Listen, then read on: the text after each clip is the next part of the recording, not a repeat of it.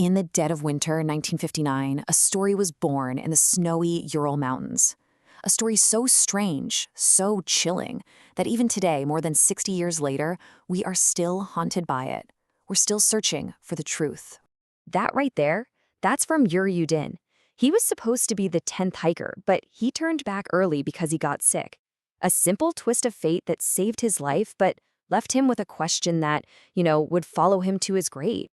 So here are the basic facts. 9 young, incredibly capable skiers went on a tough expedition, and then they were just gone. They never came back. When the search party finally went out looking for them, what they found on the slopes of a place called Dead Mountain, well, it wasn't an accident scene. It was the beginning of a riddle that, honestly, defies any simple explanation. Okay, let's dive into the first piece of this puzzle, the campsite itself, because the scene they found tells a story of pure, absolute panic.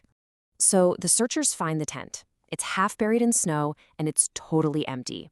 And get this, all their stuff, their shoes, their warm clothes, all their supplies, it's all still inside, neatly packed.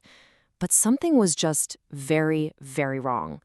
See, the tent wasn't ripped up by a bear or blown apart by the wind. No, it was sliced open from the inside. Just think about that.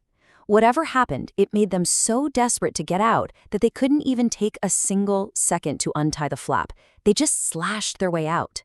And leading away from the tent, the snow told an even stranger story.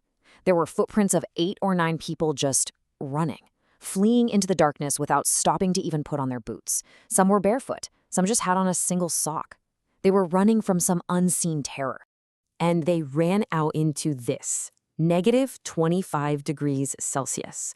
I mean, that is a brutal, deadly cold. For experienced hikers to run out into that with no shoes or proper coats, the thing they were running from had to be way more terrifying than freezing to death. So who were these people at the heart of this mystery? It's so important to remember, these were not amateurs. Let's talk about the group themselves. Yeah, this wasn't some casual camping trip gone wrong. The group was led by Igor Dyatlov, and they were all super smart engineering students and grads. They were seasoned, expert-level skiers who knew exactly what they were getting into out there. And maybe the most haunting clue of all was found in their own cameras.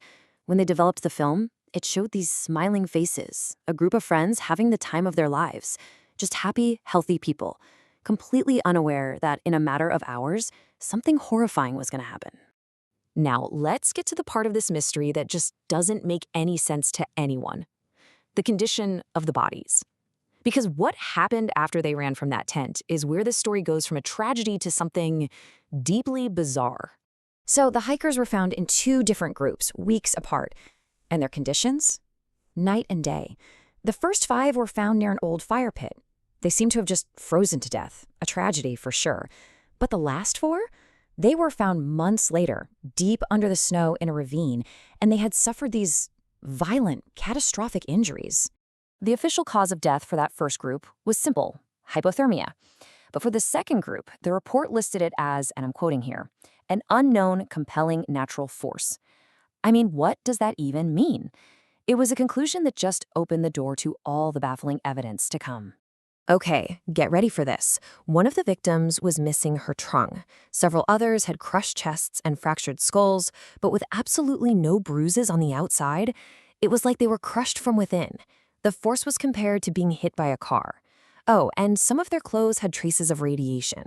And to top it all off, family members said their skin had this weird, deep orange tan. Not a single one of these clues makes sense on its own. Together, it's just impossible. So how on earth do you explain the impossible? For more than 60 years, everyone from scientists to conspiracy theorists has tried to make sense of these clues.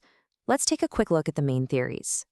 The original Soviet investigation was shut down super fast. They classified the files, and that was the final word, an unknown, compelling natural force.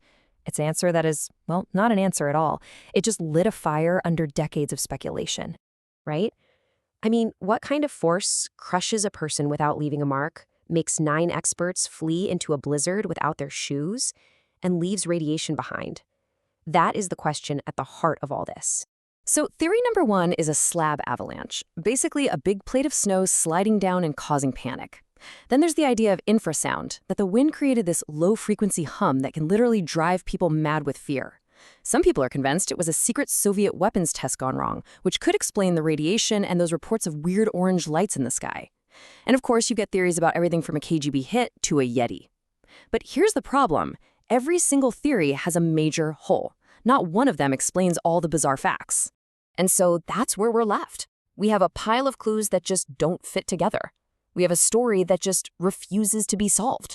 Believe it or not, in 2020, Russian investigators actually reopened the case, and they came to an official conclusion. It was a small slab avalanche that forced the group out of the tent, and from there they simply died from the cold and from accidents in the dark. But here's the big question, right? Does an avalanche really explain all of this? I mean, maybe it explains the panic, why they cut open the tent, but what about the really, really disturbing parts of this puzzle? Can a simple avalanche explain any of this? The missing tongue?